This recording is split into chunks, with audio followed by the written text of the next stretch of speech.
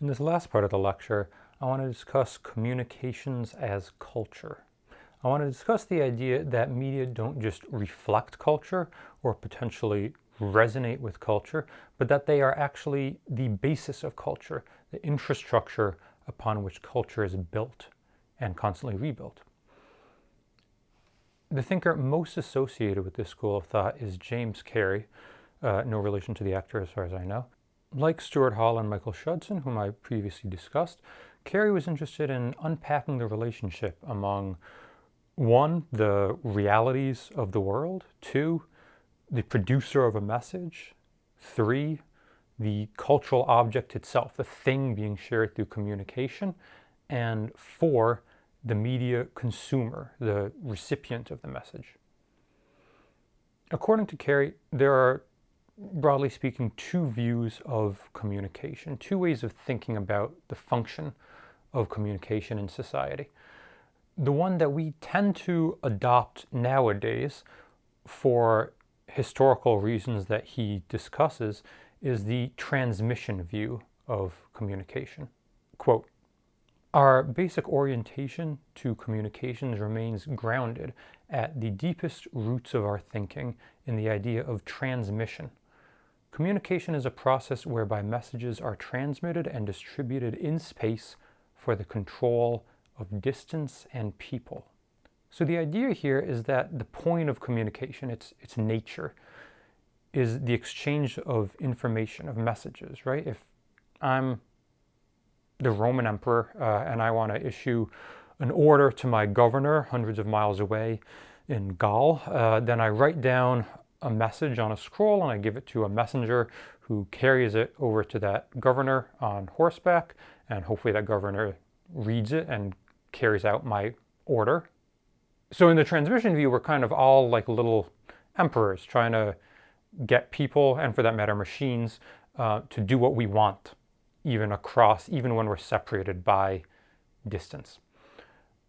And what advances then, according to this view, what advances in communication technology do is they allow us to transmit across ever greater spaces, ever greater distances, and to reach more people, which allows then greater control over them.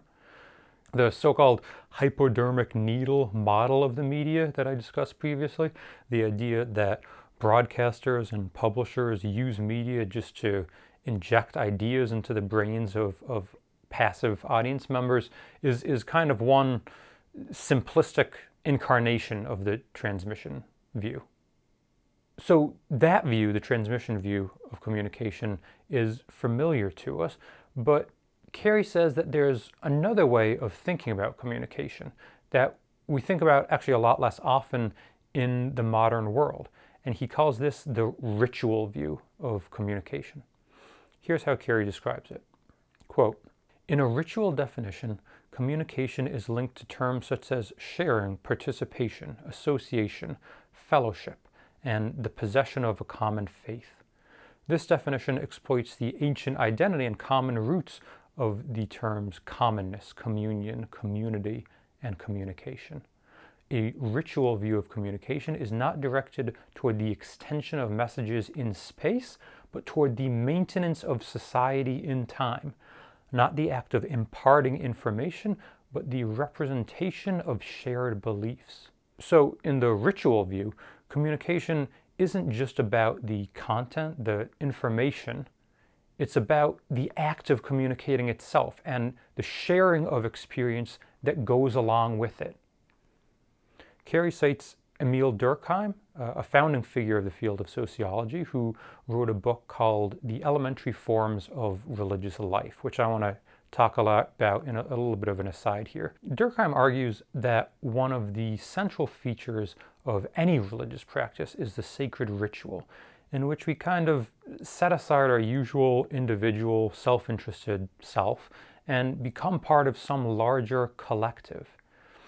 If you attend a religious gathering, you're likely to engage in some kind of a group chant or other ritual. You might even be chanting in a dead language you don't even understand. But ultimately, the information, the actual words, the text of what you're chanting is in Durkheim's and also in Carey's view, less important than the experience of performing it together with the group. When you engage in these rituals, it's possible to achieve a feeling of what Durkheim calls collective effervescence, which most of us have experienced at some point in our lives, kind of a dizzying, giddy feeling of being part of something larger than yourself, of connection. And there's a real comfort in that feeling, the belief that a cultural object, whether it's a holy book or it's a flag or it's a funny video, is resonating with others the same way that it's resonating with you, that you aren't alone. You're part of a community that's together consuming a cultural object of some kind and drawing the same meaning from it. And it's important to note that Durkheim defined religion and religious practice actually much more broadly than we do colloquially. He wasn't just talking about Christianity or Islam or Judaism, but about any kind of ritual practice that involves this coming together and forming a solidary collective. For Durkheim, all these rituals in which we set aside our individuality in order to experience a larger unity with a collective are fundamentally religious, whether nowadays we label them as religious or secular, and whether we think we're achieving a unity with God or a unity with, for example, all other citizens of our nation. And nationalism is a good example of a kind of secular religion in Durkheim's terminology. In rituals of secularism, we all stand up together and recite the Pledge of Allegiance or national anthem, and then get that feeling of, wow, we're all in it together, or that's the aim, at least, of these rituals. And we can kind of apply this idea of the ritual to just about any kind of political activity.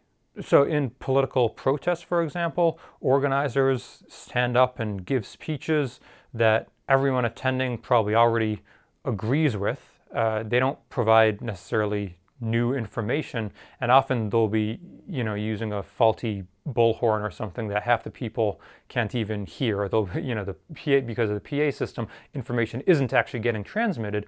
But the very act of giving a speech and of chanting slogans together is part of the point of a protest, right? It's a communicative act meant to build bonds of group solidarity as much as it is meant to transmit any particular information. At the same time, a protest or a Pledge of Allegiance or a religious chant do also transmit information. So Carey isn't saying that some communications transmit information while others just serve as rituals. He's saying that all forms of communication do both. And this is true even, for example, in the case of the protest where the microphone isn't working, there's still information being transmitted, for example, to passers-by that there's a protest going on, that people are standing outside of a building. That in itself is information being transmitted. So to return to the idea of the ritual view of communication, Carey kind of applies this idea of the ritual view not just to communications that take place in houses of worship or on parade grounds or at national monuments, spaces that we designate as kind of ritual spaces. He actually applies the idea of ritual to forms of communication that we typically think of as being completely oriented toward information transmission, like the news. We generally think of the function of news being to transmit information about the world to us, but Carey says actually the function of the news is just as much to create a sense of union with other news consumers and a sense of kind of political participation in a collective that's larger than just us as individuals. I'm going to quote Carey at length here because I think really he explains this point more elegantly than I ever could. So he writes, quote, "A ritual view of communication will focus on a different range of problems in examining a newspaper. It will, for example, view reading a newspaper less as sending or gaining information and more as attending a mass, a situation in which nothing new is learned, but in which a particular view of the world is portrayed and confirmed. News reading and writing is a ritual act and moreover a dramatic one. What is arrayed before the reader is not pure information, but a portrayal of the contending forces of the world. Moreover, as readers make their way through the paper, they engage in a continual shift of roles or of dramatic focus. A story on the monetary crisis salutes them being newsreaders, as American patriots fighting those ancient enemies, Germany and Japan. A story on the meeting of the Women's Political Caucus casts them into the liberation movement as supporter or opponent. A tale of violence on campus evokes their class antagonisms and resentments. The model here is not that of information acquisition, though such acquisition occurs, but of dramatic action in which the reader joins a world of contending forces as an observer at a play. We do not encounter questions about the effect or functions of messages as such, but the role of presentation and involvement in the structuring of the reader's life and time. We recognize, as with religious rituals, that news changes little and yet is intrinsically satisfying. It performs few functions, yet is habitually consumed. Newspapers do not operate as a source of effects or functions, but as dramatically satisfying, which is not to say pleasing, presentations of what the world at root is. So, in this ritual view, representational media like news do not necessarily correspond directly to the realities of the world. The news may or may not be transmitting accurate descriptions of the world to its audience, but either way, whether it's real news or fake news, it can perform a ritual function of uniting people in a shared worldview, a collective narrative about the world and their place in it. So this argument breaks down, or in a certain sense makes irrelevant, the distinction we often make between fiction and nonfiction. So this is why Carey likens news to literature and to drama. All these forms together serve to constitute our culture, our sense of shared meaning and community. Carey writes, "Communication is the basis of human fellowship. It produces the social bonds, bogus or not, that tie men together and make associated life possible. Society is possible because of the binding forces of shared information circulating in an organic system." And we might not all be sitting together in a circle chanting the words of the morning op-ed together to achieve collective effervescence, but nonetheless, we kind of are swept up as active participants in the news. We inevitably think of ourselves as a part of the social movements and political conflicts being described in the news. When we identify with the people we read about, or identify together with all the other readers whom we imagine are reading the same shocking story with the same emotion as us, we are engaging in the ritual of news. Quote, "Under a ritual view, then, news is not information but drama. It does not describe the world, but portrays an arena of dramatic forces and action. It exists solely in historical time, and it invites our participation on the basis of our assuming, often vicariously, social roles within it." Now, Carey isn't saying that we should abandon the transmission view of communication altogether, or that there isn't actually a difference between fiction and nonfiction, or between truth and a lie. But he is saying that if we give more consideration to the ritual view of communication, it will give us a better understanding of the role that media really play in people's lives. And it can help us to solve a variety of sociological and psychological mysteries, including why people swallow outrageous lies. I think that thinking in terms of communication as community-generating ritual or community reaffirming ritual is really useful for explaining the attractiveness of conspiracy theories, for example. You may unfortunately have heard a lot about QAnon recently, an anonymous far right-wing account posting online with cryptic messages claiming that Donald Trump's enemies are a conspiring cult of sex trafficking Satanists who also happen to synthesize the coronavirus. Now, I'm not going to go into the details of the conspiracy theory, but I'll put a couple links below in the video description to some episodes of the podcast Reply All about the QAnon movement. I think they've at Reply All been doing interesting work following the QAnon story as it's developed over the past few years. But anyway, for now, suffice it to say that QAnon has drawn a pretty massive number of followers, and I think that a big part of the attraction of the conspiracy theory is that a whole community of like-minded people have united around it. And Q patriots, as they sometimes call themselves, are very much active participants in the ritual of kind of interpreting the bizarre Q posts that frankly look like gibberish to the uninitiated. So, for example, here's an example of a relatively early Q drop. This is from 2017. NYT/Clowns in America article released today re Q group is a direct attack /warning re what is being dropped here. Read between the lines. Why was the article published today? POTUS has been briefed. New measures active and in place. Update the graphic. And then there's just a bunch of kind of random looking numbers and letters and symbols.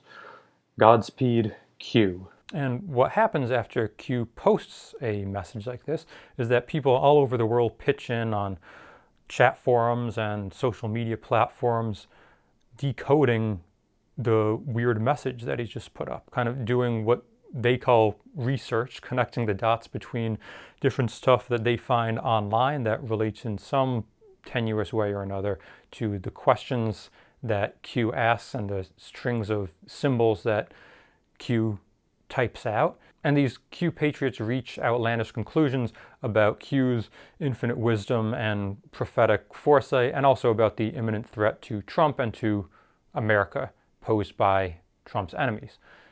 A whole kind of alternative worldview, a whole kind of alternative universe, a whole culture has been developed around QAnon, and the followers take enormous pride in being part of this community of the enlightened few, and seem to take really enormous pleasure in this ritual practice of decoding the posts that Q puts up.